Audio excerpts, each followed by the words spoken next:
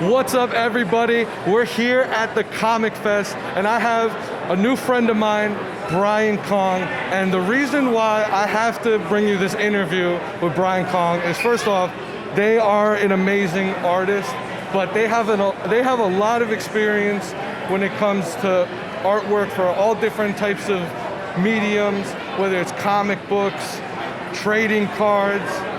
They've done promotional art for so much, but they're also just a big fan of all things nerdy. So we're gonna have a good discussion about comic books, movies, music. So what's up, Brian? What's up, man? How's it going? Oh my God, where should we start?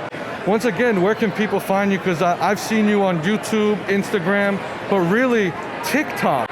People should definitely check him out on Instagram and TikTok because he makes his own videos too. I'm on Instagram, Twitter, and TikTok. My handle is BCKongArt. Oh my God. And then my website's briankong.com. And where can people find you? My handle's at BCKongArt. Yeah. I'm not dancing, but you know. Oh my God. but really good videos. I really like the quality. And do you want to talk a little bit about that? Yeah, I just started doing some TikTok videos recently, and I try to show a little bit of the process, Seriously, getting to know Brian Kong, it's always awesome getting to talk to him. So many stories. Do you want to show off some more of your old school comic covers that you have here? Like, what is this one that you were showing me? This was for a company called Techno Comics back in the day. They're no longer with us. But George Perez was working on the book. Like, he did the concept sketches, character designs, and stuff like that. So I actually, I was able to work with George Perez over his breakdowns back in the day on one of the issues, and to me that was really cool because he was one of my main influences growing up. So I was able to work with one of my idols, early on. So that was pretty cool. And breakdowns, what I mean is he'll do really rough, just figures and stuff like that for layouts, and then I would go back in and tighten up the pencils. And then there was another guy, Joe Rubenstein, who's another very big inker in the industry that so he inked over my stuff, which was pretty cool too. So getting to legendary people in the field and working at such a young age is pretty cool. So. Seriously. That's what I love to hear, talking about this guy. He's got so many inside stories.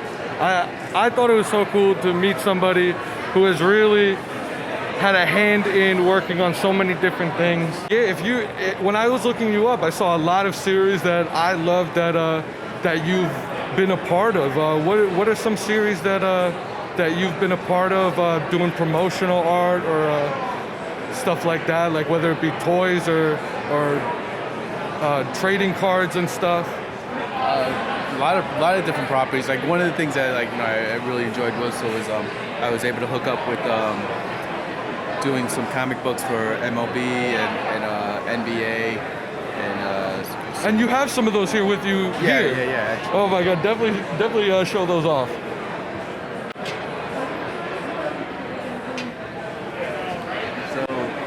So they did promo comics of different teams that they gave out at the stadiums. This was the Seattle Mariners, and this one is the Mets. When is this Mets one from? I believe it's 2000. Nice. 2001. Yeah. So it was a while ago. They did superheroes, like Mike Piazza's superhero. I also worked on the Yankee books, Dodgers and Texas Rangers and a bunch of other teams, Dallas Mavericks, Miami Heat. So that was a good experience. Just because being a sports fan and comic book fan, I was just able to mash up the two. And is this before you started working on the real baseball cards? Yeah. I started around 2008 or 2009 at Tops. So I've been doing. That's another thing. I was growing up with baseball cards and comic books only, back in the day. So. And you really are a fan of trading cards and collecting cards too. Yeah. I was always like collecting packs of cards and everything. Not so much now, but back in the day, I used to collect a lot of cards. Some of my favorite stuff is really the sports art. We talked a lot about the sports art because you were an official baseball artist. You worked on the Topps baseball cards. What was it like too when you have to work on, an athlete? What is that like when you have to do a portrait of an athlete actually? Just basically trying to find the reference for that player and try to get the likeness and stuff like that. The gestures of their swings sometimes, or of them playing in action, like fielding and stuff like that. But for the most part, I've been pretty fortunate to pick most or a bunch of players that I'm a fan of. So I did a set one of my first sets for Topps was in 2019, Alan Ginter, and it was just picking highlights and stuff. So it was it was a little Yankee heavy on there, but you had some Jeter moments, Aaron Boone, home run, Mariano Rivera and stuff like that, Ken Griffey. But that was pretty cool because since I was a baseball fan, I was able to just go within and choose certain things and they just approved it, and said okay. And it shows with the art that you really appreciate it, that you're really a fan of it. You know what I mean? And it really shows through the artwork. Thank you. And do you want to show off some of your cards here? Now you also do originals and you do commissions also. Yeah, so this is some of the top stuff. Now this is what I thought is really cool, guys.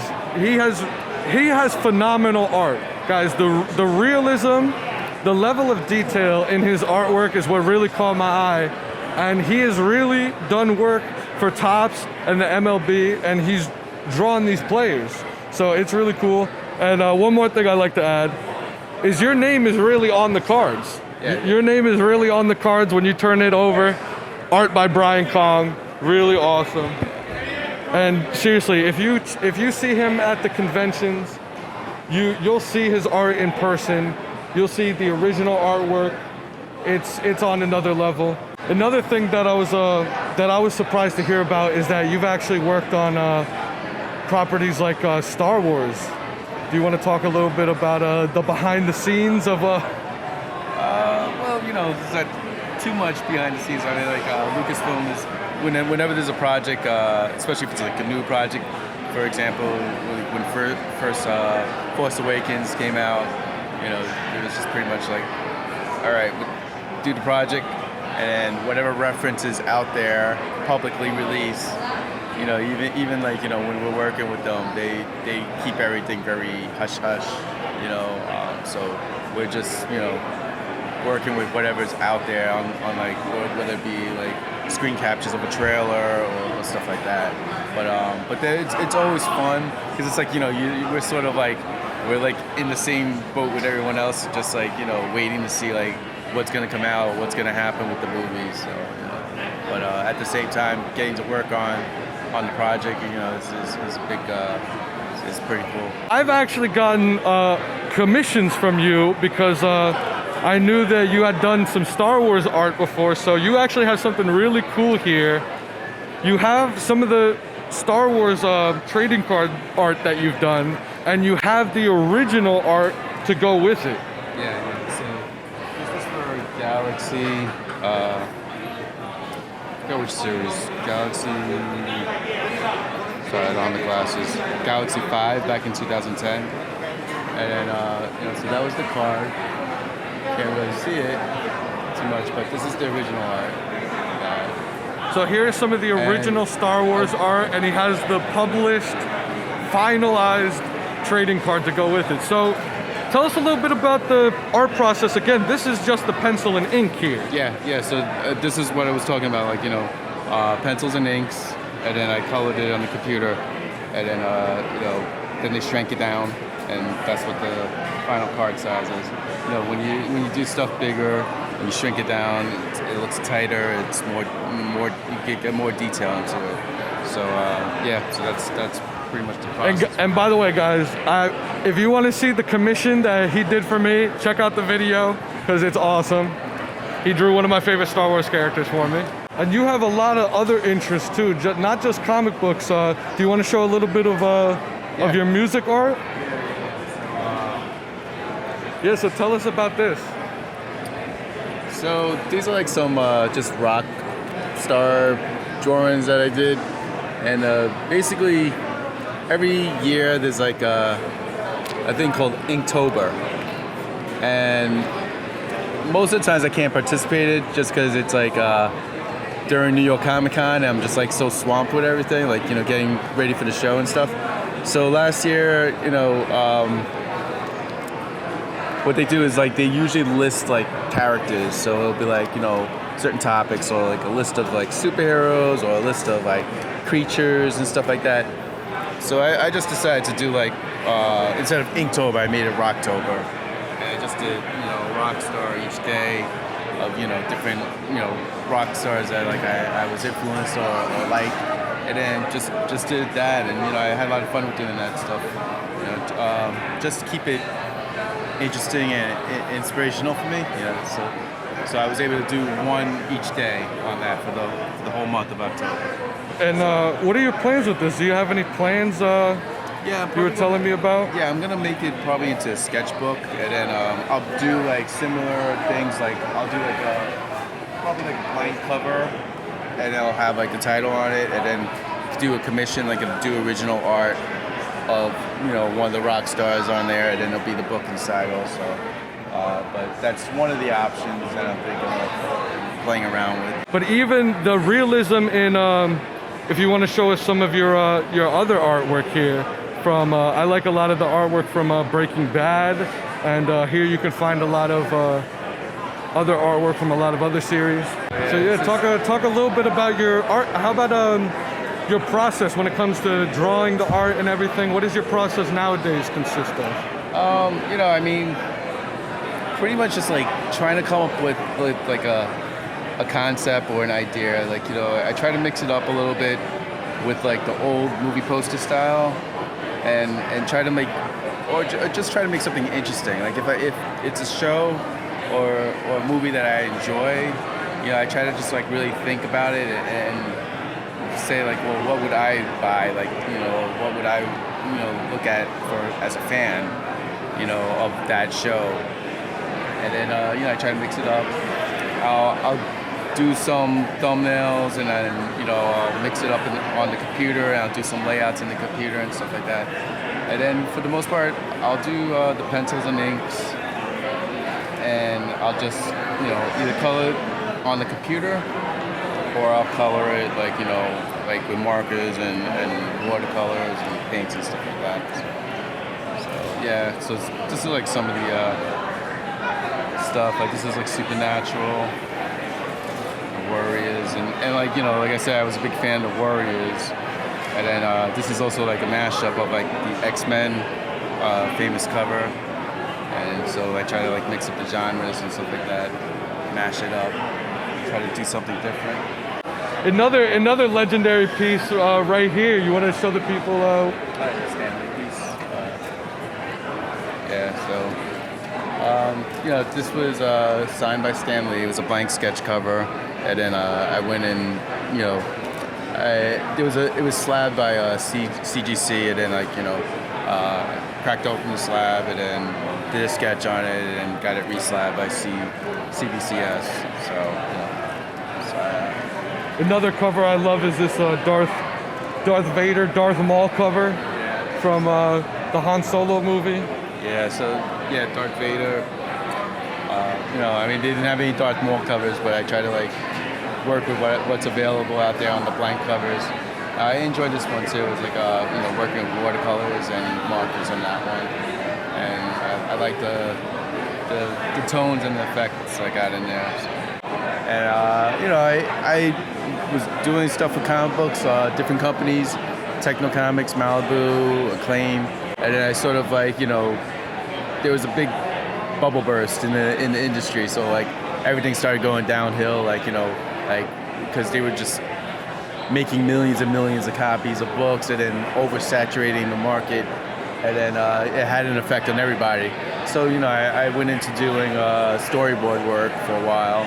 And, I was doing like the original Universal Studios. They did when they were just opening up the park, they were doing like the Marvel theme park and all that stuff. So I was one of the artists that worked on the original concepts, like, advertising for that stuff. Yeah. And like the point of purchase stuff that they would do for it, so. What about, let's start when you were young. Did it all start when you were young with cartoons, comic books? Tell us a little bit about it. Yeah, pretty much. That's what it started at. Like, movies? I know like when I was younger, like, kindergarten, I was drawing like the Charlie Brown characters all the time, simple shapes or whatnot. So, from there, I always used to look at comic books, get influences from that, draw from comic books. Baseball cards, and then of course movies and TV shows and all that stuff. Yeah, I remember we had a good conversation about Star Wars even. Yeah. How you saw the original Star Wars movies? I saw Empire in the movies. That was my first, So that was an early inspiration. What are some of your other favorite movies? Because I know it's really inspired a lot of your artwork too. I mean, there's a lot of movies. Like The Warriors is one of my favorite movies. Step Brothers has become one of my favorite movies just because it's like so ridiculous. A lot of different movies. The MCU stuff. Star Wars. So. And how did you get more involved with art? So how did you go from starting off with the Charlie Brown sketches to more elaborate superheroes and realistic features? Basically, I was always drawing and comic books. I met like a comic artist, and they sort of took me under his wing, and it was part of a studio, and from there just like learned from other professional artists that were working in the industry at the time, and I learned a lot from that. Like it was only a few months or whatnot, but I learned a lot. In that 3 months, I think I learned more than I would like in 3 years. And you were younger when you got started, right? Yeah. I started when I was like 20, 19 or 20. So can you imagine, guys? It's been a while. And maybe for a lot of people who don't know, there's a lot that goes into comic books. It's not just one guy who does the entire thing. There's assistants and there's a lot of different levels that go into it. Yeah. Like back when I was starting. And traditionally, comic books is like, there's a writer, he has a script, writes a script, the penciler usually does everything, like in terms of like laying out the page, the storytelling, and, design of everything. And then once he's finished with all the pencils, it goes to inker, and the inker will, go over the line work, enhance it, embellish it, add, sometimes add more weight or like thicker lines, thinner lines to enhance the work. And then from there it goes to a colorist, letterer, and then the editor is overseeing everything. But things are a little bit different now with the computers, and it's not as it's a little bit easier. Get email stuff. Back in the day you had to FedEx stuff back and forth, or I gotta get these pages to the inker, and if the inker happened to live in your neighborhood or not too far from you, you'd be able to just like give it to them. But now it's just send stuff through email and stuff like that. So that was some of your earliest work, was working with other artists on other projects like comic books and stuff like that. Wow. Yeah. And where were you going to comic conventions at the time? I heard that you started way back in the day with comic conventions. Mean, back in like 94, 95 was when I started, but yeah, we would go to comic conventions back then. And I could definitely tell you're a sports fan. Tell the people where you're from. Brooklyn. I'm Brooklyn, New York, Yankee fan. I don't hate the Mets, but I follow all baseball, so it's like I follow the Mets as much as I follow the Yankees. Probably my wife's a Met fan, so but it definitely shows in your artwork that you can tell this man has a real appreciation for art, and it shows, and an appreciation for sports, man. I love this man's style, especially when it comes to the baseball art. Once again, where can people find you? I'm on Instagram, Twitter, and TikTok. My handle is bckongart. Oh my god. And then like my website's briankong.com. And what other cons are you going to be at coming up? It looks like New York Comic Con, C2E2, and the National, which is a big sports card show in Chicago. And then, you know, a couple of small shows sprinkled around, and usually the East Coast, you know, stuff that, you know, I can get to easily. So. That's really awesome. Well, I hope we get to hang out again and talk more about comics and movies and everything again. Brian, thank you so much, guys. Really, check out my friend Brian. Show some support, smash that like button. You gotta check him out on his TikTok. His videos are awesome. He's also on YouTube, Instagram. And if you see him at a convention, say what's up, check out his artwork. It's awesome. Thank you so much, everyone. I really hope you enjoyed this interview. And thanks again to Brian Kong for putting together this video with me. It was really awesome getting to check out all their art. Guys, follow them on Instagram, TikTok, check out their artwork. And please check out the rest of my videos. Leave a like, write a comment, and subscribe. I'll be at New York Comic Con 2021, so check out all of my videos. I'll be doing a lot of cool stuff. Thanks, guys. Until next time.